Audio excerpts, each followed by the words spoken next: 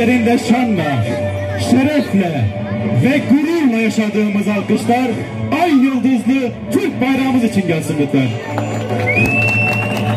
Bayrakları bayrak yapan üstündeki kandır. Toprak eğer uğrunda ölen varsa vatandır. Alkışlarınız şanlı bayrağımız için gelsin lütfen.